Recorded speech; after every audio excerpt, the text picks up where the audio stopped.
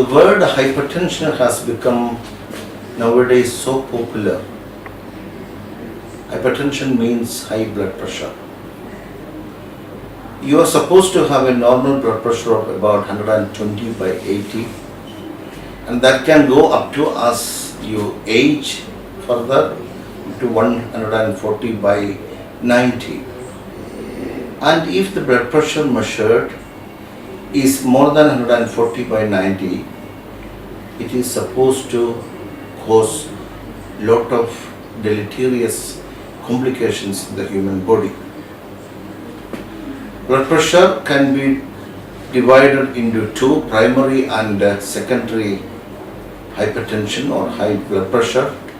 The primary blood pressure or hypertension is not having any particular cause. It can be due to hereditary and genetic disposition. It can be also because of your unscientific food intake, your junk food intake, lack of exercise, obesity, and many other causes like over stress and your continuous mental stress. So a lot of such reasons can ultimately result in a high blood pressure.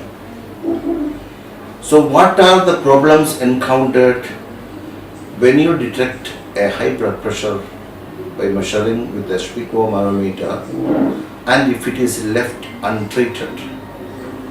If somebody is having a blood pressure, suppose of by 160 by 95, and this person is going without any treatment, gradually the blood vessels in the body can get stiffened, the pressure will further increase, it can cause ultimately a heart attack, it can cause a stroke, it can have a hemorrhage, a bleeding in the brain which will ultimately cause a stroke.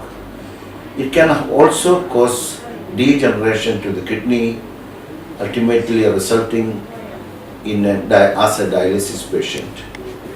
Hypertensive patients also develop blindness because the tiny capillaries in the eyes are getting stiffened and there can be hemorrhage, and these things ultimately cause a blindness.